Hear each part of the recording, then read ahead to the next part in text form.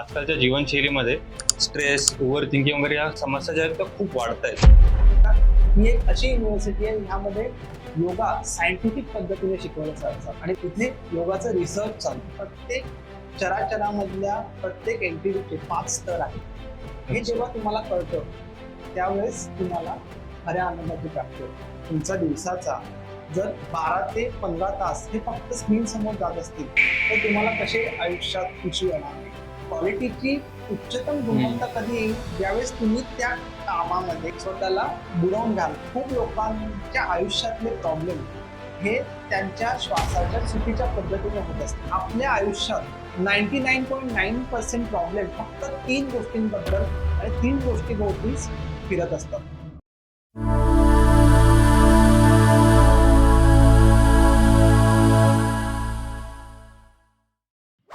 नमस्कार, मी श्रेयस सावंत. स्वागत आहे आपल्या अनुभूती टॉक्समध्ये. आजपासून एक सिरीज आपण क्रिएट करतोय ज्याचा आपला मुख्य उद्देश असा असेल की योगा आणि त्याच्या संबंधित असलेले संभ्रम दूर करण्याचा, आणि दुसरं म्हणजे योगा आपण सामान्य माणसांपर्यंत कसा पोहोचू शकतो. तर मी स्वागत करतो सर्वप्रथम सरांचं. स्वप्नील जावकर सर, मी आता तुम्हाला विनंती करतो की तुम्ही स्वतःच इंट्रोडक्शन द्या सुरुवातीपासून, की तुम्ही योगाच्या फील्डमध्ये कसं आलात आणि मुळात तुमचा प्रवास कसा राहिला आतापर्यंतचा. नमस्कार, माझं नाव स्वप्नील जावकर. मी योगामध्ये आलो हे एक म्हणता येईल की एक योगायोगच म्हणायचं आहे याचा. अच्छा. कारण का मी 18 वर्ष कॉर्पोरेटमध्ये काम केलं आणि त्या काळामध्ये काही हेल्थ इश्यूमुळे, काही मानसिक ताणामुळे मी फसलो गेलो आणि त्यावेळेस मला योगाने जी हेल्प केली आणि मग त्यामुळे योगाच्या अभ्यासामुळे मला माझ्या जीवनाचं ध्येयही ठरवता आलं आणि मग मी 2020 पासून पूर्ण वेळ योगाच्या क्षेत्रामध्ये काम केलं. तर मी 18 वर्ष जे कॉर्पोरेटमध्ये काम केलं ते ॲज अ इंजिनियर म्हणून होतो. त्यानंतर 2015 मध्ये मी पहिल्यांदा योगाच्या संपर्कात आलो. विवेकानंद केंद्राच्या कार्यकर्ता असल्यामुळे त्यांचे योगाचे प्रोग्राम मी अटेंड करतो, ज्यात मला ॲक्च्युअल योगाचे बेनिफिट्स मिळायला लागले, म्हणजे शारीरिक लेवलवर, माझ्या मानसिक लेवलवर. आणि त्यामुळे त्या काळात म्हणजे 2015-16 मध्ये म्हणजे सर, त्यांना मी मेंटर्स म्हणतो माझे योगामधले, अजय वाईकर म्हणून, तर त्यांनी मला सांगितलं जर योगामध्ये तुला आवड होते आहे तर तू त्यातले अजून बारकावे का नाही शिकत. तर त्यासाठी म्हणून मी योगा इन्स्ट्रक्टरचा कोर्स केला आणि योगा इन्स्ट्रक्टरचा कोर्स केल्यामुळे मला योगातले बारकावे कसे आहेत, काय आहेत, त्यातली टेक्निकलिटी काय आहे हे समजलं. आणि त्यानंतर जेव्हा मला ॲक्च्युअल इंटरेस्ट निर्माण झाला की योग म्हणजे काय आणि योगाचा अभ्यास का आवश्यक आहे, त्यानंतर मग मी MSc करायचं ठरवलं. आमचे सर म्हटले की तू अजून थोडं डीपली शिक, त्याच्यामुळे जेणेकरून तू काहीतरी ह्यातनं लोकांना पण शिकवू शकशील जे तू अनुभवलेलं आहेस. मग मी मास्टर कम्प्लीट केलं. हे मास्टर मी एस व्यासा म्हणून बँगलोरमधली युनिव्हर्सिटी आहे, स्वामी विवेकानंद योगा अनुसंधान, की मी भाग्यवान समजतो होताला की मी ह्या योगा इन्स्टिट्यूटमधनं माझं योगाचं शिक्षण कम्प्लीट केलं. कारण का ही एक अशी युनिव्हर्सिटी आहे ह्यामध्ये योगा सायंटिफिक पद्धतीने शिकवलं जातं आणि तिथे योगाचं रिसर्च चालतं. म्हणजे आपण जे आसनं करतो, प्राणायाम करतो, मेडिटेशनच्या टेक्निक्स आहेत, त्याच्यावर ॲक्च्युअल रिसर्च तिकडे केला जातो. त्याच्यावर PhD आहे, डॉक्टरेट तिकडे तुम्हाला मिळवता येईल. तर त्यानंतर 2020 मध्ये माझं MSc कम्प्लीट झालं आणि त्याच क्षणी मी निर्णय घेतला की आता आपण आपल्या जीवनाचं ध्येयच हे बनवू की आपण जे अनुभवलं आहे ते आपण जगाला कसं देता येईल, कसं शिकवता येईल. त्यामुळे त्यावेळेस मी निर्णय घेतला की लोकांना 100 वर्ष निरोगी आयुष्य कसं जगायचं हे आपण शिकवायचा प्रयत्न करूया. आणि त्यावेळेस मी माझा कॉर्पोरेट प्रवास तिकडे थांबवला आणि पूर्ण वेळ योगाच्या क्षेत्रामध्ये आहे. आता मी पूर्ण वेळ योगा थेरपिस्ट म्हणून काम करतो. म्हणजे योगा आजारांना कसा बरा करतो, म्हणजे एक पूरक, आपल्या औषधांबरोबर एक पूरक म्हणून आपण योगाचा अभ्यास करून एखाद्या आजारावर कशी मात करू शकतो हे मी लोकांना शिकवतो. धन्यवाद सर तुमच्या डीप रिसर्च बद्दल. कारण का खरं तर आपल्याला त्या गोष्टीची आता नितांत गरज आहे. कारण का जर आपण बघायला गेलो ना, आजकालच्या जीवनशैलीमध्ये स्ट्रेस, ओव्हर थिंकिंग वगैरे या सध्या समस्या ज्या आहेत त्या खूप वाढत आहेत. जर आपण बारकाव्याने या गोष्टीकडे थोडंसं लक्ष दिलं तर त्याच्या मागचं कारणच असतं की आपली झोप पूर्ण होत नाही, किंवा कदाचित आपल्याला टेन्शन असतं, ऑफिसचं वर्कलोड आजकाल भरपूर जास्त वाढलेले. पण जे वर्किंग नसलेले प्रोफेशनल्स आहेत त्यांच्यामध्ये सुद्धा ही संख्या तर खूप जास्त वाढत चालली आहे. म्हणजे अगदी टीनेजर्स पासून ते अडल्टहुड पर्यंत ओव्हर थिंकिंग, स्ट्रेस हे खूप वाढत चालले. त्याबद्दल तुमचं काय म्हणणं आहे सर? कसं असतं की माणसाचं आयुष्य हे 5 स्तरांवर विखुरलेलं आहे. म्हणजे 5 स्तर माणसाच्या नाही, प्रत्येक चराचरामधल्या प्रत्येक एंटिटीचे 5 स्तर आहेत. पण माणसामध्ये ते 5ही स्तर चांगल्या प्रकारे आयडेंटिफाय करता येतात, म्हणून मी माणसाचं उदाहरण दिलं. तर हे कुठले स्तर आहेत? एक तर शारीरिक स्तर, त्याला म्हटलेलं आहे अन्नमय कोश. कोश म्हणजे लेअर. शारीरिक स्तर अन्नमय कोश. प्राणिक स्तर म्हणजे प्राणमय कोश. मन म्हणजे माइंड म्हणजे मनोमय कोश. नॉलेज ज्ञान म्हणजे ज्ञानमय कोश. आणि आनंदमय कोश म्हणजे अल्टिमेट ब्लिसफुल स्टेट ज्याला म्हटलेलं आहे, म्हणजे सच्चिदानंद स्थिती. अच्छा. ही 5वा स्तर. तर आपण जी नॉर्मल माणसं असतो, म्हणजे सामान्य माणसांबद्दल बोलतोय, ही सामान्य माणसांमध्ये हे 4 कोश हे क्लिअरली आयडेंटिफाय होतात. म्हणजे अन्नमय कोश, प्राणमय कोश, मनोमय कोश, ज्ञानमय कोश. आणि आपला प्रवास असतो आनंदाकडे जाण्याचा. म्हणजे बघा ना, आपण पैसे कमवतो का तर आपल्याला लक्झरी आयुष्य मिळावं आणि आपण आनंदात राहावं. आपण फॅमिली बरोबर राहतो का तर आपल्याला आनंद मिळावा. ऍक्च्युली आपण मित्रांबरोबर मजा मस्ती करतो का तर आनंद मिळावा. तर ही जी आनंदाची स्थिती आपण कुठल्या ना कुठल्या प्रकारे अचीव्ह करायचा प्रयत्न करतो. त्यासाठी आपण मेहनत करतो, त्यासाठी आपण भरपूर ऍक्टिव्हिटीज करतो. पण तो आनंद आणि खरा आनंद ह्यामध्ये फरक आहे. तर ह्या गोष्टी जेव्हा माणसाला कळतात त्यावेळेस त्याला खरा आनंदाची प्राप्ती होते. म्हणजे तुमचा खरा आनंद कशात आहे? तर तुमच्या पैशामध्ये आहे, तुमच्या कुटुंबामध्ये आहे, की तुमच्या मित्रपरिवारामध्ये आहे, की ह्या भौतिक गोष्टींमध्ये आहे का त्यापेक्षा काहीतरी वेगळं आहे?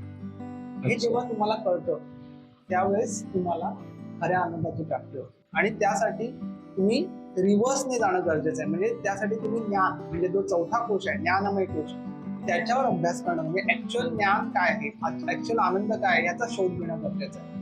तो ज्ञानमय कोश घेण्यासाठी तुम्ही मनाला स्थिर ठेवणं गरजेचं आहे.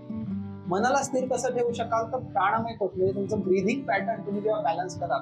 आता खूप लोकांना श्वास कसा घ्यायचा, श्वास कशा पद्धतीने योग्य आहे ह्याचंही ज्ञान नसतं, त्यामुळे त्यांच्या आयुष्यात भरपूर इश्यू असतात. अच्छा, त्याच्यामुळे सुद्धा प्रॉब्लेम हो. आणि ते श्वास व्यवस्थित घेण्यासाठी तुमचं शरीर असणं चांगलं गरजेचं आहे. तर तो अन्नमय कोशही बॅलन्स असणं त्यात तेवढंच महत्वाचं आहे. म्हणजे तुम्ही जेव्हा 4ही कोश, 4ही लेयर्स तुमच्या ज्या शारीरिक, मानसिक आणि श्वास आणि तुमचं ज्ञान ह्या स्तरावर तुम्ही बॅलन्स ठेवलेत तर तुम्हाला आनंदाची प्राप्ती सहज होऊ शकते. सर, आपण जर बघायला गेलो तर जेनझीज आणि वर्किंग प्रोफेशनल मध्ये ना सध्या ही एन्झायटी सारख्या ज्या गोष्टी असतात त्या भरपूर जास्त वाढत चालल्या आहेत. मी असं नाही म्हणत की आधी नव्हत्या, आधी पण होत्या, पण आता त्याचं प्रमाण खूप जास्त वाढत चाललंय. तर त्याच्या मागचं मुख्यत्वे कारण काय शकतं आणि त्याला आपण टॅकल कसं करू शकतो? आता तुम्ही जेन झी बद्दल बोललात आणि वर्किंग प्रोफेशन बद्दल बोललात, तर तुम्ही त्यांच्याकडे बघितलं तर पहिल्यांदा तुम्हाला काय दिसतं? वर्कलोड, वर्क प्रेशर आणि ऑब्विसली सॉफ्टवेअर मधले किंवा तुम्ही जे वर्किंग प्रोफेशन बघाल तर ते कंटिन्यू स्क्रीन समोर असतात. म्हणजे एक तर लॅपटॉप असतो किंवा मोबाईल असतो किंवा टॅब असतो, जे काय असतं. जेनझी पण तुम्ही मोबाईलनेस तुम्ही त्या स्थितीमध्ये बघा. हो. ओके. तर जर तुमचा शरीरात तुमचा दिवसाचा जर 12 ते 15 तास हे फक्त स्क्रीन समोर जात असतील तर तुम्हाला कसे आयुष्यात इश्यू येणार नाही. पहिली गोष्ट म्हणजे तुम्ही जर 10 ते 12 तास कंटिन्यू, म्हणजे रॅन्डमली म्हणा किंवा कंटिन्युअस म्हणा, तुम्ही जर स्क्रीन समोर आहात तर तुमची बॉडी ही स्टडी राहते. ऍक्च्युली तुम्ही जर तुमची माणसाची उत्क्रांती बघितली तर ती पूर्वीच्या काळी, म्हणजे जेव्हा आधी मानव स्तरावर माणूस होता त्यावेळेस तुम्ही कंटिन्यू मुवमेंट करायचं का तर तुम्हाला सर्वायवलसाठी, शिकार करण्यासाठी तुम्ही कोणाची तरी शिकार होऊ नये म्हणून तुम्हाला सतत पळावं लागायचं, सावध राहावं लागायचं, किंवा तुम्हाला काहीतरी ऍक्टिव्हिटीज कराव्या लागायच्या. त्यासाठी तुम्हाला अलर्ट राहणं गरजेचं होतं. त्यामुळे फिजिकल ऍक्टिव्हिटी होत होत्या, तुम्ही मेंटली पण काहीतरी गोष्टी शिकत होतात किंवा आपल्या नॉलेजला, आपल्या त्या काळातल्या जे काय आपल्याला ज्ञान आहे त्याच्यावर तुम्ही काहीतरी उत्क्रांत, म्हणजे कसं सेफ राहता येईल, कसं तुम्हाला सिक्युअर राहता येईल ह्याकडे तुमचे प्रयत्न असायचे. पण आता काय झालेलं आहे, आता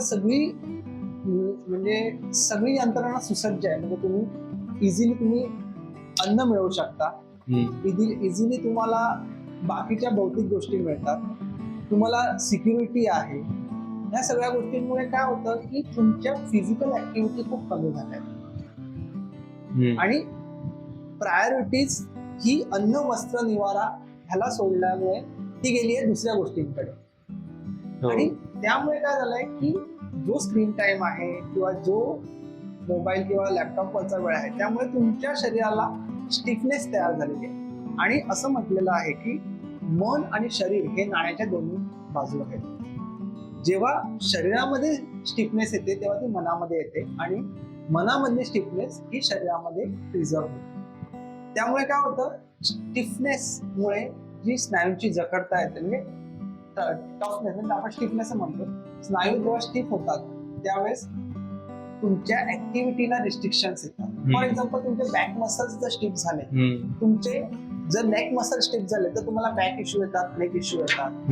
थाय मसल स्टिफ झाले तर तुम्हाला गुडघ्यांचे त्रास होतात, नी मसल स्टिफ झाले, हिप मसल स्टिफ झाले तर तुम्हाला सायटिका वगैरे सारखे आजार होतात. तर ह्या गोष्टी काय आहेत की तुमच्या स्टिफनेसमुळे ह्या गोष्टी होण्याची शक्यता असते. तर मेन काय, पहिला जो कोश आहे अन्नमय कोश, ह्याच्यावर तुमचं काम करणं महत्वाचं आहे. म्हणजे तुमच्या शारीरिक हालचाली होणं गरजेचं आहे. तर तुम्ही स्वतःसाठी एक 40 ते 45 मिनिटं शारीरिक हालचाल तुम्ही कुठलंही करा.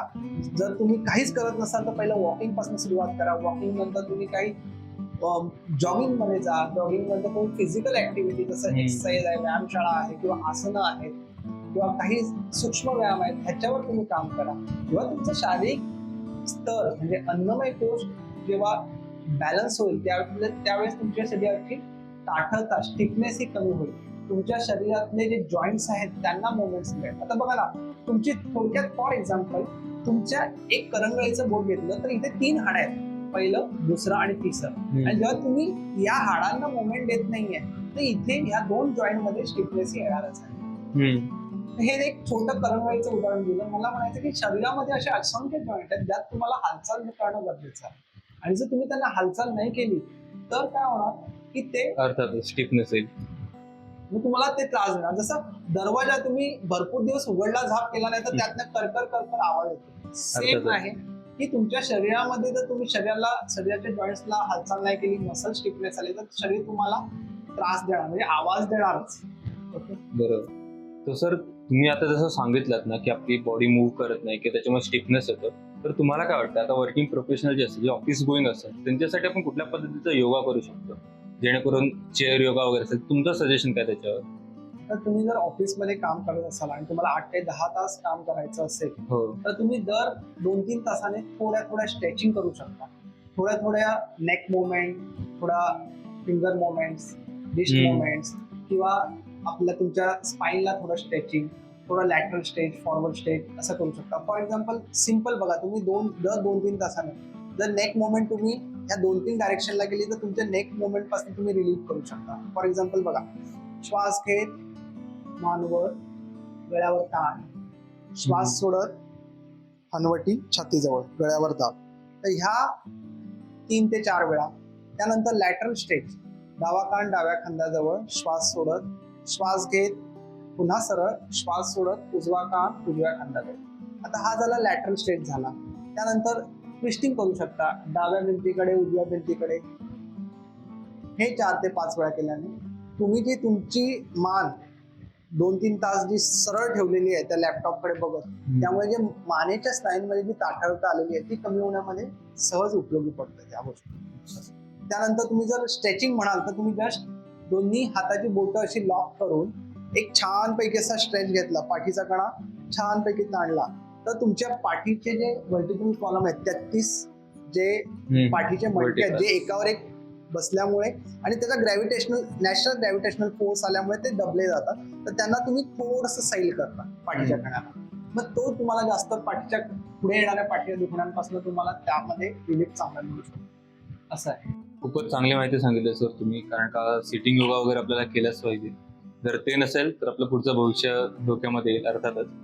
तर मला एक पुढचा असा प्रश्न विचारायचा आहे तुम्हाला. आता थोडंसं आपण पुराणांमध्ये जाऊया. म्हणजे भगवद्गीतेमध्ये सुद्धा लिहिलेलं आहे, योग कर्मसु कौशल्य.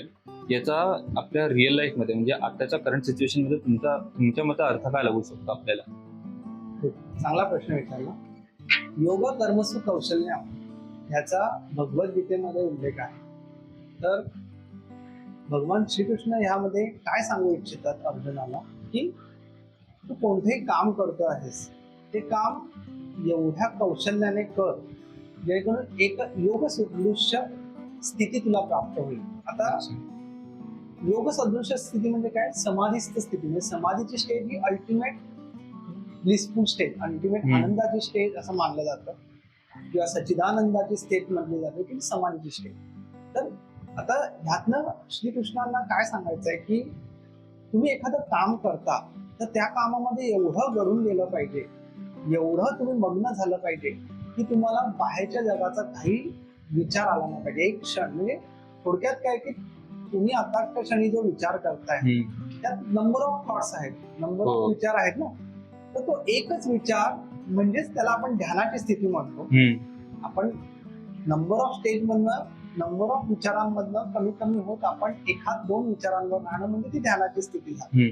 तर तुम्ही एखादं कार्य करताना, फॉर एक्झाम्पल मग ते कार्य कुठलं असतं, तर आताच्या जगामध्ये म्हणजे आताच्या जनरेशनला मी हेच सांगू इच्छितो की तुम्ही जर तुमचं आवडीचं क्षेत्र निवडलं, म्हणजे फॉर एक्झाम्पल तुमचं काय पॅशन आहे. आता यासाठी मी माझंच उदाहरण देतो. आता मी अगोदर 18 वर्ष कॉर्पोरेटमध्ये काम केलं, कारण का त्या काळात मी 1900च्या दशकामध्ये आपले आई वडील आम्हाला सांगायचे की तू एकतर इंजिनियर हो नाही तर डॉक्टर हो. त्याप्रमाणे मला मी इंजिनियर झालो. 2000 मध्ये मी माझं इंजिनिअरिंग कम्प्लीट केलं आणि नोकरी शोधली. आणि मग त्यातच कंटिन्यू मला इन्क्रीमेंट मिळत गेलं, माझं ग्रेड वाढत गेली आणि मी 18 वर्ष तिथे काम केलं. पण ते जे काम करत होतं इंजिनिअरिंगचं, तर ते माझं आवडीचं काम होतं का? तर मी म्हणेन आत्ताच्या काही की नाही, ते माझं आवडीचं काम नव्हतं. हा, पण त्यासाठी माझं प्रपंच आहे, मला घरच्या जबाबदाऱ्या आहेत आणि त्यासाठी मला लागणारे पैसे, त्यासाठी म्हणून मग मला काहीतरी काम करायचं, म्हणून माझ्या शिक्षणाचा उपयोग घेऊन मी एका कंपनीमध्ये लागलो आणि त्यातच मी पुढची 18 वर्ष काम केलं. पण ते काम करताना माझं मन लागत नव्हतं. जेव्हा मी योगाच्या सानिध्यात आलो, मी जेव्हा आसनं, प्राणायाम, मेडिटेशन ह्याचा मी सातत्याने म्हणजे 2015 ते 2018-20 पर्यंत मी जेव्हा अभ्यास केला डीप मध्ये जाऊन, त्यावेळेस मला रिअलायझेशन झालं की हे माझं क्षेत्र नाही, माझं क्षेत्र काहीतरी वेगळं आहे. मग माझ्या योगाच्या अभ्यासामध्येच मी अजून डीप मध्ये अभ्यास करत ऍक्च्युअल योगाचा प्रसार करणं आणि प्रचार करणं हेच माझ्या आयुष्याचं ध्येय ठरवलं आणि ती माझी पॅशन आहे. आता मी गेली 6 वर्ष या क्षेत्रामध्ये काम करतोय, त्यात मला माझ्या कामाचा खरा आनंद मिळतो.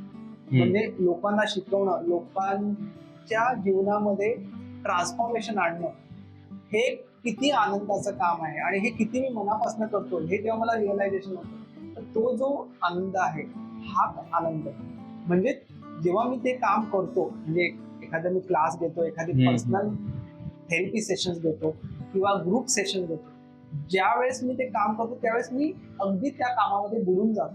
म्हणजे बाहेरचे कुठलेही विचार, म्हणजे फॉर एक्झाम्पल माझी फॅमिली, माझे काही मित्र, ह्यांच्याबद्दलचे काही कुठल्याही बाहेरच्या कुठल्याही एक्सटर्नल विचारांपासून मी डिटॅच होतो आणि पूर्णपणे एकाग्र चित्ताने मी ते माझं शिकवण्याचं, थेरपीचं किंवा लेक्चरचं काम करतो. ह्याला श्रीकृष्णांनी म्हटलेलं आहे योग कर्मसु कौशल्य. म्हणजे तुम्ही जे काम करता त्यामध्ये कौशल्य म्हणजे क्वालिटी एवढी इन्हान्स लेवलची असेल, पण ती कधी येईल? क्वालिटीची उच्चतम गुणवत्ता कधी येईल? ज्यावेळेस तुम्ही त्या कामामध्ये स्वतःला बुडवून घ्याल. म्हणजे पण ते काम कधी तुम्ही स्वतःला पूर्णपणे त्यात सरेंडर कराल? जेव्हा ते काम तुमच्या आवडीचं असेल. अर्थातच. आणि जेव्हा तुमची ती आवड असते त्यावेळेस तुम्ही 100% त्या कामाला देता आणि ती क्वालिटी ही टॉपेस्ट क्वालिटी असते, सगळ्यात उच्चतम क्वालिटीचं काम तुम्ही डिलिव्हर करता. अर्थातच सरांनी खूप चांगलं एक्झाम्पल पण दिलं आणि चांगल्या रीतीने आपल्याला समजून पण सांगितलं. सर, मला अजून एक पुढचा क्वेश्चन आहे जो की याच्याशीच रिलेटेड आहे. खरं तर आता पतंजली योगसूत्र वगैरे आता सध्या इंस्टाग्रामवर सध्या जसं ट्रेंडमध्ये होतं, तर तुमच्या मते पतंजली योगसूत्र जे आहे त्याच्यानुसार योग म्हणजे नक्की काय, याचा मला थोडंसं एक थोडक्यामध्ये आन्सर द्या. छान. पतंजली योगसूत्रामध्ये योगाची एक डेफिनेशन दिलेली आहे पतंजली मध्ये. तर ती डेफिनेशन काय आहे? योग चित्तवृत्ती निरोध आहे. म्हणजे चित्त म्हणजे आपलं थोडक्यात सांगतो, चित्त म्हणजे तसा खूप ब्रॉड पर्स्पेक्टिव्ह आहे हम्म. चित्ताचा, पण मी समजण्यासाठी सोपं करून सांगतो. चित्त म्हणजे मन. योग योग म्हणजे काय? चित्त म्हणजे मन. वृत्ती म्हणजे ह्यामध्ये येणारे वृत्ती म्हणजे काय? वेगवेगळे विचार ते आपल्याला डिस्टर्ब करतात. चित्त वृत्ती निरोधाहा म्हणजे त्यांचं शमन करणं. ओके, त्या कमी करणं म्हणजे योग. योग चित्त वृत्ती निरोधाहा. म्हणजे ते कधी शक्य होईल? त्यासाठी तुम्हाला तुमचं शरीर, मी जसं तुम्हाला पहिल्यांदा 5 कोश जे सांगितले, अन्नमय कोश, प्राणमय कोश, मनोमय कोश, ज्ञानमय कोश आणि आनंदमय कोश, हे 5 कोश आहेत. तर पहिलं शारीरिक लेवलला कसं, तर तुमचं शरीर जर फिट असेल, आता फॉर एक्झाम्पल मी असं म्हणतात की खूप लोक माझ्याकडे येतात की मला ध्यान शिकायचं आहे सर, मला बाकीचं नाही, मला आसन प्राणायामध्ये मला मेडिटेशन शिकायचं आहे, मला पण मला त्यांना एवढंच सांगावं असं वाटतं की तुम्ही मेडिटेशन शिकताय म्हणजे तुम्ही डोळे मिटून शांतपणे बसलाय, पण तुमचं शरीर जर आतनं प्रॉब्लेमेटिक, म्हणजे फॉर एक्झाम्पल माझी बॅक पेन असेल किंवा माझी नेक पेन असेल किंवा माझे नी पेन असेल, तर मी डोळे मिटून शांतपणे 5 मिनिटं बसू शकतो का? सांग मला. अर्थातच नाही. ऑब्व्हियसली. मग जर तुमचं शरीर जर तुम्हाला सपोर्ट करत नसेल तर तुम्ही 5 मिनिटं कसे म्हणणार, 10 मिनिटं कसे म्हणणार? आणि योगामध्ये मी म्हणतो ध्यानासाठी कमीत कमी तुम्हाला स्थितीमध्ये म्हणजे एखाद्या मूर्तीप्रमाणे 45 ते 50 मिनिटं बसणं आवश्यक आहे, कोणतीही हालचाल न करता. तर तुम्ही सांगा कसं शक्य आहे? त्यासाठी तुमचं शरीर फिट करण्यासाठी तुम्हाला आसनांचा अभ्यास दिलेला आहे. तुमची पाठ, तुमची मान, तुमचे गुडघे, ह्या सगळ्या गोष्टींना बरं करण्यासाठी तुम्हाला आसनांचा अभ्यास पण तेवढाच गरजेचा. त्यानंतर झालं दुसरा स्तर म्हणजे प्राणमय कोश. आता दुसऱ्या याच्यात बघायचं झालं तर खूप लोकांच्या आयुष्यातले प्रॉब्लेम हे त्यांच्या श्वासाच्या चुकीच्या पद्धतीने होत असतात. आता तुम्ही बघितलं असेल, तू लहान बाळाला बघितलंय का, जो पाळण्यात असतो, हा, तर त्याचं तू एक ऑब्झर्व केलं तर काय करतो, तो शांतपणे झोपलेला असतो तेव्हाच तू बघितलंस तर त्याचं पोट हलत असतं. म्हणजे बघा, निसर्गाने तुम्हाला जेव्हा या पृथ्वीवर पाठवलंय तेव्हा ऍक्च्युअल नॅचरल ब्रिदिंग मध्ये पाठवलं, म्हणजे तुमचं पोट, म्हणजे याला म्हणतात ऍब्डोमिनल ब्रिदिंग, हे हलत असतं. पण जसं जसं आपलं वय वाढतं, आपली बाहेरच्या जगाशी ओळख होते, त्या जगामध्ये आपण मिसळून जातो, त्यावेळेस आपण श्वास घेणं चुकीचं. म्हणजे तुम्ही बघितलं असेल, आता पण खूप लोकांनी आपलं चेक करू शकता, तुमची छाती जास्त हलते. श्वास घेताना छातीची हलते, पण पोटामध्ये नाही, पोट एवढ्या प्रमाणात हलत. किंवा काही लोक फास्ट ब्रिदिंग करतात, काही लोक एकदम शॉलो, एखाद्या विचारात तंद्रीत राहिले की श्वास घ्यायचं विसरून जातात आणि मग अजून एक 30-40 सेकंदाने मग श्वास घेतात. कारण का शरीराला श्वास, ऑक्सिजन कमी पडतो. ह्या ज्या श्वासाच्या चुकीच्या पद्धतीमुळे शरीरामध्ये भरपूर आजार होतात. कारण का श्वास आणि मनातील विचार ह्यांचा खूप जवळचा संबंध आहे. श्वास आणि शारीरिक आजार ह्यांचा खूप जवळचा संबंध आहे. म्हणून असं म्हटलेलं आहे बघा, अन्नमय कोश म्हणजे शरीर, प्राणमय कोश म्हणजे आपले श्वास आणि मनोमय कोश म्हणजे आपलं मन आणि त्यातले विचार. म्हणजे श्वास हे दोघांच्या मध्ये, म्हणजे असं म्हटलेलं आहे, श्वासाला शरीर आणि मनाला जोडणारा पूल असं म्हटलेलं आहे. It is a bridge between your mind and your body. तर खूप महत्वाची इन्फॉर्मेशन तुम्ही आम्हाला दिली, कारण का हे नवीनच गोष्ट मला कळलेली की श्वासामुळे सुद्धा आपल्याला विकार होऊ शकतात. कारण का या गोष्टीकडे ना जसं बघायला गेलं फार कमी लोक लक्ष केंद्रित करतात स्वतःचं. त्यासाठीच आपल्याला प्राणायामाचा अभ्यास. पहिल्यांदा आम्ही एखादा थेरपी सेशन घेतो किंवा एखाद्या क्लायंटला भेटतो, त्यावेळेस पहिल्यांदा आम्ही चेक करतो की शारीरिक लेवल, त्याला असेसमेंट केल्यावर आम्हाला लगेच कळतं की हा शरीराने ह्याची कशा हालचाली आहेत, किती रिस्ट्रिक्शन्स आहेत, किती स्टिफनेस आहेत. पण नंतर आम्ही त्याचे श्वास चेक करतो, तो श्वास व्यवस्थित घेतोय की नाही. आता तुला माहितीये का की माणसाला जर 100 वर्ष निरोगी, आता जसं मी म्हटलं माझ्या आयुष्याचा गोलच आहे की माणसाला 100 वर्ष निरोगी कसं जगायचं हे मी शिकवण्याचं माझं ध्येय आहे. तर तुला माहितीये का आपल्याला 100 वर्ष जगायचं असेल तर आपल्याला पर मिनिटाला किती श्वास घ्यावे लागतील? नाही, याची आयडिया नाही. आमचे गुरु नेहमी एक स्टोरी सांगतात की मला इथे ह्या फोरमवर सांगायला आवडेल की ह्या जगातल्या प्रत्येक प्राणी मात्राला परमेश्वराने, निसर्गाने, तुम्ही ज्याला मानता त्याने ना मोजून श्वास दिले. फॉर एक्झाम्पल पैशासारखं. अच्छा. हा, जर तुम्ही जास्त श्वास खर्च केले तर तुमचं आयुष्यमान कमी होईल, आणि तुम्ही श्वास जर स्टेबल आणि शांतपणे घेतले तर ते तुम्ही दीर्घायुष्यचं तुमचं म्हणजे गमक असेल किंवा राज असेल. थोडक्यात म्हणजे कासवासारखं. ऑब्विसली ही उदाहरणं द्यायची तर ती तीन उदाहरणं देईन. एक तर कुत्रा, दुसरं आपण माणूस आणि तिसरं कासव. तुला माहितीये का प्रत्येक हे तीन आपण जर जीव घेतले तर त्यांच्या श्वासाच्या गतीवरनं त्यांचं आयुष्यमान आपण डिफाईन करू शकतो. तुला माहितीये कुत्रा किती श्वास घेतो पर मिनिटाला? कुत्रा पर मिनिटाला 35 ते 40 श्वास घेतो. माणसाला एव्हरेज जस्ट 80 ते 100 वर्ष जगायचं असेल तर त्याने 13 ते 15 श्वासाच्या मध्ये श्वास घेतले पाहिजे पर मिनिटाला. आणि कासव किती घेतो माहितीये का? 3 ते 4 श्वास पर मिनिटाला. आता तू त्या तिघांचं जर आयुष्यमान बघितलं तर कुत्रा किती वर्ष जगतो? 17 ते 20 वर्ष. माणसं किती जगतात? 80 ते 100. आणि कासव किती जगतात? 200 ते 250 वर्ष. कधी कधी 400 पर्यंत पण जातात. 400 पर्यंत. तर मला म्हणायचं काय, श्वास हे तुझ्या पैशासारखे आहेत. तू कसे खर्च करतो त्यावर तुझं आयुष्य आहे. तर त्यासाठी जेव्हा आपण प्राणायामाचा किंवा डीप ब्रिदिंगचा किंवा ऍबडॉमिनल ब्रिदिंगचा अभ्यास करतो त्यामुळे आपण आपल्या शरीराला एक हॅबिट निर्माण करतो की कंट्रोल एकदम योग्य पद्धतीने श्वास कसा घ्यावा.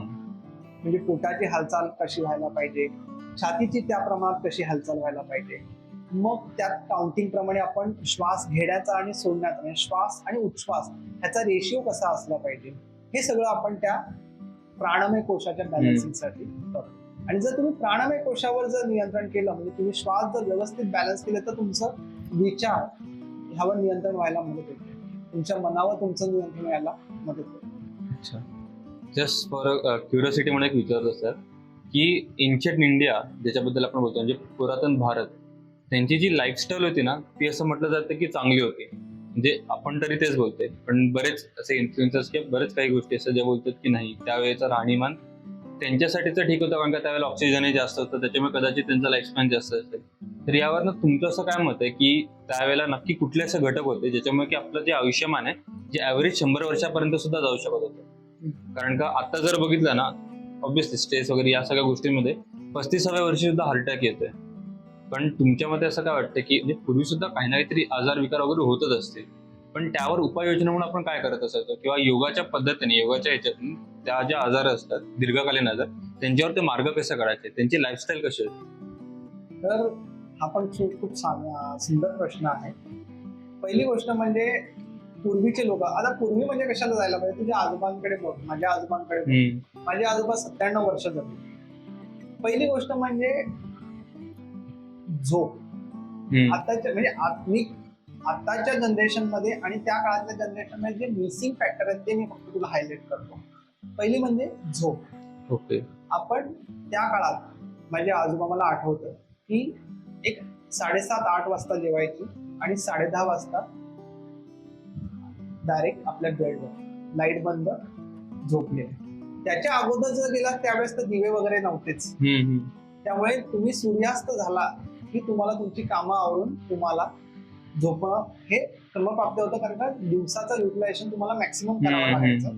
त्यामुळे तुम्हाला 5-6 वाजता उठणं हे सूर्य उगवायच्या अगोदर उठणं हे त्यावेळेस कंपल्सरी होतं कारण का तुमच्याकडे दिवसच असायचा लाईट वाला त्यात तुम्ही काम करू शकता. तर लवकर झोपणं हा आताच्या काळामध्ये मला मिस आउट फॅक्टर वाटतो. अच्छा. मुलं किंवा जे वर्किंग प्रोफेशन आहेत ती 12-12:30 शिवाय किंवा 1 मी तर 12-12:30 हे खूप मिनिमम म्हटलं पण 12:30-1 शिवाय लोक हल्ली झोपत नाही. सर अर्थातच माझं पण सध्या तेच शेड्यूल आहे. दुसरं गोष्ट म्हणजे खाणं. पूर्वीची लोक कशी होती की खाणं पिणं हे घरात असेल म्हणजे घरात तुम्हाला जे काय पाहिजे, तुम्हाला पाहिजे कांदा भजी खायचे किंवा बटाटा वडा खायचा आहे, जे तुम्हाला समजा स्पायसी खायचंय पण ते पण घरात बनलेलं असायचं. आता काय होत आहे की सगळ्या गोष्टी स्विगी आणि झोमॅटोवर इझिली अवेलेबल आहेत, हॉटेल्समध्ये अवेलेबल आहे. त्यामुळे जे वाटलं जे काही फेमस आहे ते तुमच्या घरपोच येतं. त्यामुळे घरातला पुरुष किंवा घरातली स्त्री ही शॉर्टकट मारतात. कारण का कसं असतं घरातल्या स्त्रीने बनवलेलं जे जेवण आहे त्यामध्ये फक्त ते जेवण नसून त्यात तिची एनर्जी असते.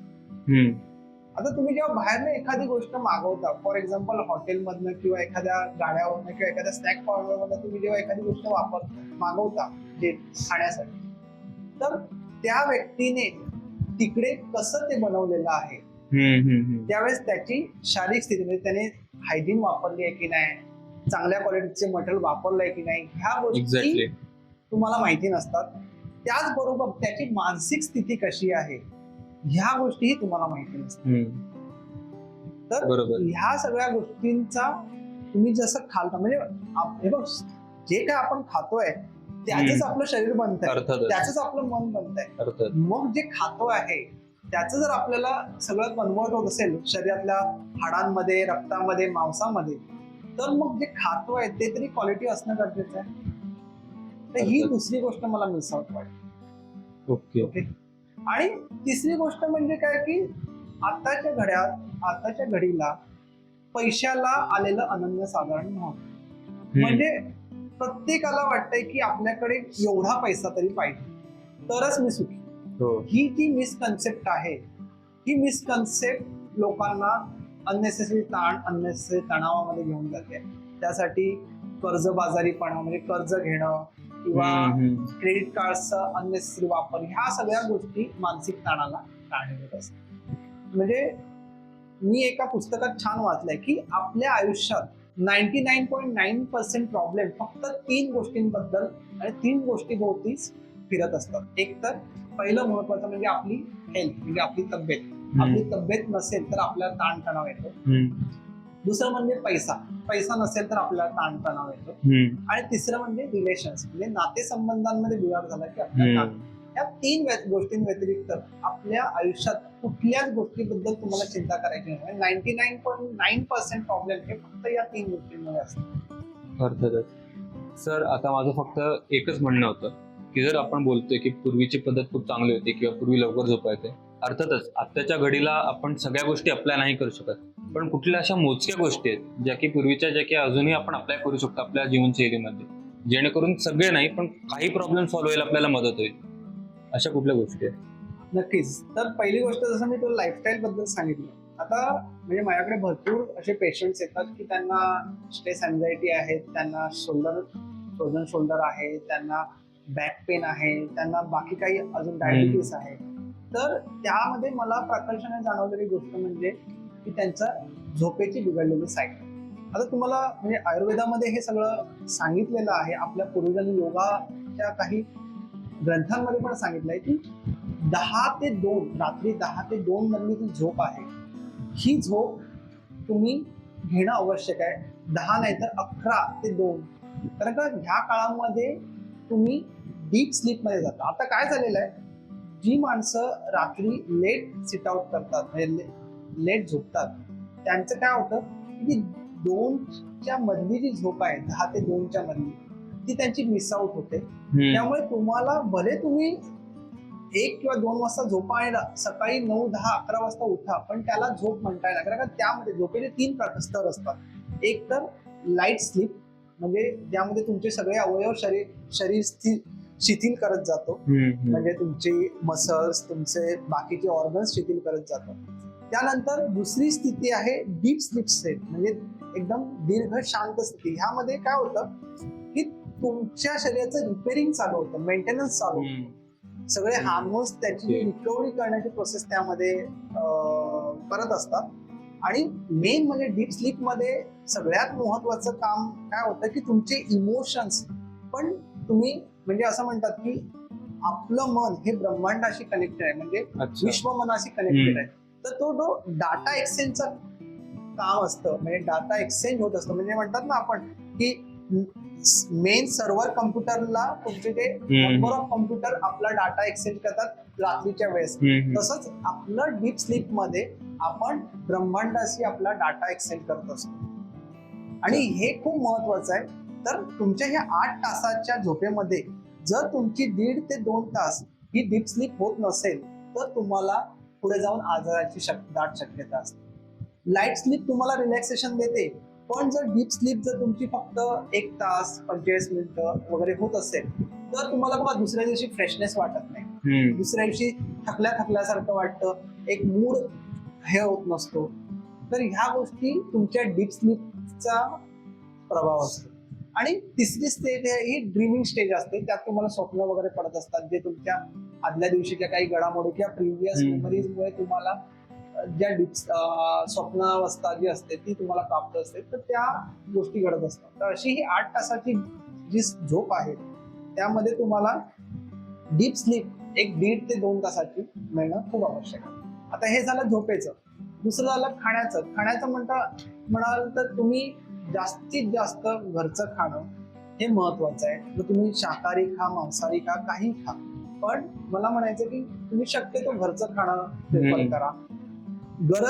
बाहेरचं खाणं मीही खातो, पण कसं असतं तुम्ही त्या गोष्टी कशा खाता आणि किती प्रमाणात खाता याला प्रचंड महत्वाचं आहे.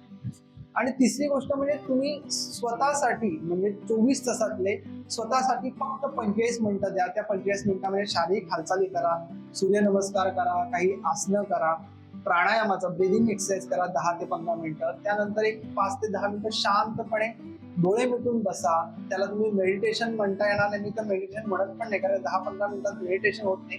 तुम्ही सेल्फ असेसमेंट करा, सेल्फ अवेअरनेस करा, आत्मचिंतन करा डोळे मिटून, जेणेकरून तुम्ही काय करताय, काय करायचं आणि काय केलंय ह्यात तुम्ही स्वतःला एक सॅटिस्फाय करू शकता. जेव्हा तुम्ही स्वतःला, कसं असतं माहितीये का, तुम्हाला सांगू श्रेयस, की माणूस हा स्वतःशी खोटं बोलत नाही. जेव्हा तुम्ही डोळे मिटून 5 ते 10 मिनिटं शांत बसता तेव्हा तुम्ही सेल्फ टॉक चालू करता. मग त्यात कुठे खोटेपणा नसतो. मग तुम्हाला कळतं, अरे मी काल काय खाल्लं, अरे वडापाव खाल्ला, अरे मला तर वेट कमी करायचं. हे जेव्हा तुम्हाला रिकॉल होतं त्यावेळेस तुमची पुढची ऍक्शन डिफाईन होते. अरे getting this. So that is only the thing. तर तुम्ही ह्या गोष्टी केल्यात, 25 मिनिटं स्वतःसाठी काढली, आहार जर चांगला ठेवला आणि झोप चांगली घेतली, तर मला वाटत नाही की तुम्ही तुमच्या आयुष्यातले 90% आजार किंवा 90% अडचणी तुम्ही हाताळू शकता चांगल्या. अर्थातच. आता सर तुम्ही जे सांगितलं ना, मी सुद्धा प्रयत्न करेन या सगळ्या गोष्टी माझ्या जीवनामध्ये अवलंब करायचा. बट खरं सांगू का, आता तुम्ही ज्या गोष्टी सांगितल्यात ना त्यातल्या 100% गोष्टी मी सुद्धा खरं मध्ये आता सुद्धा करतो. उशिरा झोपतो, लवकर भले उठत असतो तरी पण उशिराच झोपतो रात्रीचा, वेळेवर खाणं होत नाही. त्यामुळे बरेचसे आता प्रॉब्लेम सुरू असतात. प्रॉब्लेम म्हणजे कधी कधी मायग्रेन होतं किंवा डोकेदुखी वगैरे अशा गोष्टी सुरू असतात. पण सर आता ना आपण एक छोटासा जस्ट फॉर फन एक छोटासा एक राऊंड घेऊया. तुम्हाला मिथ बस्टिंगसाठी काही क्वेश्चन्स विचारेल, तुम्ही मला फक्त याचा आन्सर सांगा आणि त्याच्यानंतर एक्सप्लेनेशन द्या. पहिला क्वेश्चन असा आहे की योगा आणि एक्सरसाइज हे दोन्ही सेमच आहे का, आणि या दोघांमध्ये जर नसेल तर फरक काय? पहिली गोष्ट म्हणजे योगा आणि एक्सरसाइज ह्या दोन वेगवेगळ्या गोष्टी आहेत. ओके. त्यामध्ये फरक, योगा आणि एक्सरसाइज ह्या दोन वेगवेगळ्या गोष्टी आहेत. त्यामध्ये मेन फरक असा आहे की एक्सरसाइज हे फक्त शारीरिक हालचालीवर असतं. अच्छा. आणि योगा, जसं मी मगाशी सांगितलं, योगा हा 5 स्तरावर काम करतो. ऍक्च्युली आपल्या भारतामध्ये किंवा फॉरेन मध्ये ह्या गोष्टीमध्ये मिथ आहे की फक्त योगा म्हणजे आसनं, फक्त तुम्ही ऍडव्हान्स आसनं करा, हँडस्टँड करा किंवा काही स्कॉर्पियन पोज करा, त्यामुळे तुम्हाला योगा आला, हा योगा. पण तसं नाहीये. योगा हा अन्नमय कोश म्हणजे शारीरिक स्तरावर म्हणाल तर तो आसनांचा भाग आहे. प्राणिक स्तरावर म्हणजे प्राणमय कोशावर म्हणाल तर तो प्राणायामाचा भाग आहे. मनोमय कोशावर म्हणाल तर तो मेडिटेशनचा भाग आहे. ज्ञानमय कोशावर म्हणाल तर तुम्ही जे आपल्या पूर्वजांनी जसं भगवद्गीतेमध्ये योग सांगितलं आहे, पतंजली मुनींनी योग सांगितलाय, त्याचा अभ्यास करणं आणि ऍक्च्युअल तुमच्या ज्ञानमय कोशामध्ये, म्हणजे ऑब्व्हियसली तुम्ही अपग्रेड करता स्वतःला, तर तो ज्ञानमय कोशामध्ये तुम्ही जाणं, त्याचा अभ्यास करणं, तो स्वतःला अपग्रेड करणं, ऍक्च्युअल ट्रू नॉलेज म्हणजे म्हणतात ना आपण आपल्याकडे सत्य काय आहे हे जाणून घेणं, आणि ह्या चाळीचा उपयोग घेऊन तुम्ही आनंदाची स्टेज म्हणजे अल्टिमेट ब्लिसफुल स्टेज म्हणजे म्हणतात ना सच्चिदानंदाची स्टेज तुम्ही गाठणं किंवा त्या लेवल पर्यंत जाणं, हे ऍक्च्युअल योग आहे. आणि एक्सरसाइज म्हणजे फक्त शारीरिक हालचाल. तर सर मला सांगा, आता बरेच जण जिमला सुद्धा जातात, तर त्यांनी योगाकडे वळावं की वळू नये? कारण का जिमला जाऊन सुद्धा ते फिट राहतात. म्हणजे असं म्हणणं आहे की योगाने पण आपण फिट राहू शकतो, त्यातल्या त्यात आपण जिमला जाऊन एक्सरसाइज करून सुद्धा फिट राहू शकतो. तर याबद्दल तर तुमचं मत आहे, थोडंसं कॉन्ट्रोवर्शियल आहे, पण आपण तरी या प्रश्नाकडे येऊ. हा प्रश्न खूप छान आहे, कारण का मी म्हणशील तर मी दोन्ही अभ्यासक आहे. मी योगा शिकवतो, योगा करतो, पण मी जिमला पण जातो. अच्छा. तर काय आहे, पहिली गोष्ट म्हणजे मी तुला दोन्ही मधला फरक सांगतो. आता बहुतेकदा लोकांमध्ये एक गैरसमज असतो की आसनं करतो मी मग जिम पण करू का, तर जिम करतो मी तर मग मला योगाचा योगाची अभ्यास काय करणं गरज आहे? गरजेचं आहे का. तर जिम आणि योगासनं यामध्ये फरक असा आहे, जिम मध्ये तुम्ही जर बघाल तर मसल लेवलला काम होतं. म्हणजे तुम्ही डंबेल्स करता, बायसेप करताय, तर तुम्ही हा मसलवर काम करताय, रिपिटेशन्स करताय. फॉर एक्झाम्पल 10 वेळा रिपिटेशन, त्याचे 3 सेट करताय. पण तुम्ही जेव्हा आसन करताय, फॉर एक्झाम्पल अर्धकटी चक्रासन, ह्या अर्धकटी चक्रासनामध्ये तुम्ही काय करताय, ती आसन स्थिती धारण केली की तुम्ही तिथे त्या स्थितीमध्ये 10 आकडे थांबताय, होल्ड करताय ते स्थिती. जसं पतंजली मुनींनी सांगितलंय, आसनाची एक डेफिनेशन दिलेली आहे पतंजलीमध्ये मुनींनी, की पतंजली मुनींनी जी आसनाची डेफिनेशन सांगितली आहे ती आहे, आसन स्थिर सुखम आसन प्रयत्न शैथिल्य. म्हणजे स्थिर आसन हे स्थिर असावं, सुखम म्हणजे कम्फर्टेबली ते धारण केलेलं असावं, आणि त्यामध्ये प्रयत्नांची शिथिलता झालेली असावी. फॉर एक्झाम्पल तुम्ही ट्रँग्युलर पोज सांगितले, त्रिकोणासन सांगितलं, तर त्रिकोणासनामध्ये ती आसन आपण होल्ड करतो. आता जेव्हा तुम्ही होल्ड करता, फॉर एक्झाम्पल ट्रँग्युलर पोज तू बघितली असेल त्रिकोणासन, तर त्यामध्ये तुमच्या कमरेवर तो ताण आलेला असतो. डाव्या कमरेवर, उजव्या बाजूने जेव्हा तुम्ही झोपता तेव्हा डाव्या कमरेवर ताण आलेला असतो, उजव्या बाजूवर दाब आलेला असतो. तर आता ह्या स्थितीमध्ये काय आहे, तर तुमची जे लॅटरल स्ट्रेच, हे मसल्सला लॅटरल स्ट्रेच मिळालेला असतो, पण तुम्ही जेव्हा होल्ड करता तेव्हा आतले जे रिलेटेड इंटरनल ऑर्गन्स असतात त्यांना पण स्टिम्युलेशन मिळतं. आता ह्या साईडला, कमरेच्या साईडला काय असतं, तर तुमच्या किडन्या असतात. ह्या किडन्यांना पण एक स्टिम्युलेशन मिळतं. अच्छा. तर मला म्हणायचं आहे की जेव्हा जिम मध्ये तुम्ही रिपिटेशन करता तेव्हा ते मसल लेवलला असतं, आणि जेव्हा तुम्ही आसनामध्ये एखादं आसन धारण करता, होल्ड करता, त्यावेळेस तुमच्या त्या मसल्सला पण स्ट्रेचिंग मिळतं, आणि त्यातल्या खाली असलेल्या लेवलला म्हणजे ऑर्गन लेवलला पण त्याचा बेनिफिट मिळत, स्टिम्युलेशन मिळतं. आता त्याही पेक्षा तुम्ही जर ते आसन जास्त वेळ धारण करत असाल तर ग्लँड, ज्या म्हणतो ना आता हार्मोनल इम्बॅलन्सचे सध्या इश्यू चालू आहे, ते हार्मोनल इम्बॅलन्सचे इश्यू कशामुळे चालू आहेत, तर ते तुमचे जे इंटरनल ग्लँड्स आहेत, ग्लँड सिस्टीम आहे आपल्या शरीरामध्ये, फॉर एक्झाम्पल थायरॉइड ग्लँड आहे, पॅनक्रिया, डायबिटीसचं कारण पॅनक्रिया, तर त्यांना त्यांचा जे कार्य आहे त्यामध्ये जर ते हार्मोन सिक्रेशन जर जास्त झाले तरी प्रॉब्लेम, कमी झाले तरी प्रॉब्लेम, म्हणून म्हणतात ते हार्मोन इम्बॅलन्स. तर हे जी आसनं आहेत ही तुम्हाला शारीरिक लेवलवर त्या ग्लँड लेवल पर्यंत इफेक्ट देऊ शकतात. म्हणून आम्ही योगा थेरपीमध्ये हाच बेनिफिट देतो, हाच कन्सेप्ट वापरतो की एखादा फॉर एक्झाम्पल डायबिटीसचा पेशंट आला तर आम्ही त्याला ट्विस्टिंगची आसनं करून देतो. त्यामुळे काय होतं की तुमच्या पोटातील सगळं अवयव, पोटातील अवयवाला स्टिम्युलेशन मिळतं. त्यात तुमचं पॅनक्रिया पण असतो, लिव्हर पण असतो, पोटाची पिशवी असते, छोटं आतडं असतं, मोठं आतडं असतं. ह्यांना तुम्ही जर स्टिम्युलेशन दिलं तर ते त्यांचं फंक्शन योग्य प्रकारे करतात. म्हणजे आजारावर योगा. यस, हाच कन्सेप्ट आपण योगा थेरपीमध्ये घेतो. तर जिम आणि योगामध्ये हा एक मूलभूत फरक आहे, आणि मी म्हणेन की यंग लोकांनी किंवा तरुणांनी जिम मध्ये जाणं गरजेचं आहे, कारण का त्यांना प्रत्येकाला सलमान खान, ऋतिक रोशन सारखी बॉडी बनवायची असते, 6 पॅक बनवायचे. हा, आता ह्या मुद्द्यावर मला थोडं एक कॉन्ट्रोवर्सी आहे, की कॉन्ट्रोवर्सी आहे याच्यामध्ये की 6 पॅक साठी लोक खूप एक्सरसाइज करतात, का तर माझी ती 6 बिस्किट 8 बिस्किट दिसली पाहिजे. पण तुम्हाला माहितीये का, 6 ॲप हे जिम मध्ये करण्यासारखं, म्हणजे तुमच्या ॲप्स साठी स्पेशल वर्कआउट करणं गरजेचं नसतं.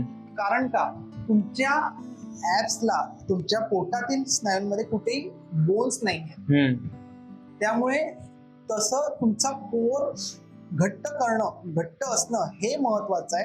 कारण का कोर हा तुमच्या बॅक पेन साठी मोठा रोल करतो. लोकांना वाटतं स्लिप डिस्क मुळेच फक्त बॅक पेन होतो, किंवा तुमचं पाठीचे कणे, जर पाठीच्या कण्यामध्ये काही इश्यू झाला तरच बॅक पेन होतं, तसं नाहीये. तुमचा कोर जर लूज असेल, पोटाचे स्नायू जर लूज असतील, तुमचं जर पोस्चर जर चुकीचं असेल तरी पण बॅक पेन होऊ शकतो. तर त्याच्यासाठी स्पेशल एक्सरसाइज पोटासाठी करणं गरजेचं असतं. तुम्ही जर नॉर्मल एक्सरसाइज करत असाल, सूर्यनमस्कार, दंड बैठका, बाकीचे काही व्यायाम प्रकार करत असाल, तुमचा आपोआप कोर हा घट्ट होतो. प्लँक पोज वगैरे तुम्ही करत जाता होतं, तर त्याला स्पेशली काही एक्सरसाइज करण्याची काही गरज नसते. सर आता जर माझं म्हणणं झालं की उद्यापासून मी योगाला सुरुवात करतो, सो ॲज अ बिगिनर तुम्ही काय सजेस्ट कराल की योगा कुठल्या पद्धतीने करावा, आणि त्याच्यामध्ये मोस्ट ऑफ द म्हणजे जर लक्ष केंद्रित करण्यासारखी गोष्ट झाली तर चुका कुठल्या पद्धतीने होतात? कारण का बिगिनर्स मध्ये जर आपण जिम जरी बघितलं तर सुरुवातीला जातो, पहिल्या दिवशी खूप जास्त एक्सरसाइज करतो, 2 दिवस 3 दिवस करतो, त्यानंतर ऑब्व्हियसली आपण पुढचा आठवडाभर जात नाही, कारण का मसल पेन भरपूर जास्त होतं. तर योगाबद्दल तसं काय करावं? योगाबद्दल तर मी सांगेन, सुरुवात ही सूक्ष्म व्यायामापासून करावी. म्हणजे जर तुम्ही अगोदर कधीच योगा केला नसेल, म्हणजे हा सल्ला मी म्हणेन की सर्वांसाठीच आहे, सर्व वयोगटातील लोकांसाठी. ज्यांनी सुरुवात करताय त्यांनी सूक्ष्म व्यायाम म्हणजे थोडं नेक मुवमेंट, शोल्डर मुवमेंट, हाताच्या बोटाच्या, पायाच्या बोटाच्या movements, ankle rotation, wrist rotation, थोडंसं ट्विस्टिंग, थोडंसं फॉरवर्ड बॅकवर्ड बेंडिंग, ह्याच्यापासून सुरुवात करावी. आणि सूर्यनमस्कार शिकण्याचा प्रयत्न करावा. म्हणजे मी स्वतः सूर्यनमस्काराचा फॉलोअर आहे. मी नियमित 6 ते 12 सूर्यनमस्कार करतो. अच्छा. आणि मला त्याच्याने जे बेनिफिट मिळाले त्या विश्वासावरच मी सांगतो की तुम्ही जर काही करत नसाल तर ऍटलिस्ट 6 सूर्यनमस्कार करणं गरजेचं आहे. आता 6 सूर्यनमस्कार कराल तर तुम्हाला किती वेळ लागेल?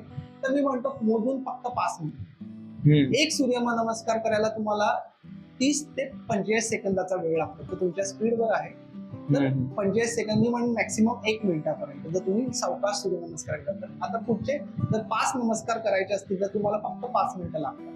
जर तुम्ही कितीही घाईमध्ये असाल, तुम्हाला ऑफिस गाठायचं आहे, सकाळी सकाळची ड्युटी आहे, पण 5 मिनिटं सकाळी उठल्या उठल्या जर तुम्ही केलेत सूर्यनमस्कार तर तुम्ही तुमच्या शरीराला योग्य पद्धतीने न्याय देऊ शकता. अर्थातच. म्हणजे तुमचं असं म्हणणं आहे की फक्त सूर्यनमस्कार घातल्याने योगामध्ये आपण एंट्री करू शकतो, प्लस फक्त जर सूर्यनमस्कार पण प्रॅक्टिस जरी केली तरी तुमचं असं मत आहे की त्याच्यानुसार आपले बरेचसे प्रॉब्लेम सॉल्व्ह Yes, होतात. पण त्यामध्ये सातत्य असणे म्हणजे कन्सिस्टन्सी. म्हणजे तुम्ही असं नाही की बाबा मी आज केले, मग 4 दिवसानंतर करणार, 8 दिवसानंतर करणार. नियमित तुम्ही 5 मिनिटं स्वतःला द्या. सुरुवात 10 मिनिटापासून करा. सूक्ष्म व्यायाम करा, सूर्यनमस्कार करा, त्यानंतर 1-2 आसन करा. त्यानंतर तुम्ही एक 5 ते 10 मिनिटं प्राणायामाचा अभ्यास किंवा ब्रिदिंग एक्सरसाइज करा. नंतर 5 मिनिटं शांतपणे बसून राहा डोळे मिटून. तुम्हाला त्यासाठी फक्त 35 ते 40 मिनिटाचा वेळ लागतो. एवढं हळूहळू तुम्ही तुमची प्रोग्रेस करत गेलात तर तुम्ही एक शारीरिक स्तरावर आणि मानसिक स्तरावर फिट राहू शकता. एवढं मी गॅरंटीने सांगतो. धन्यवाद सर. थँक्यू. धन्यवाद.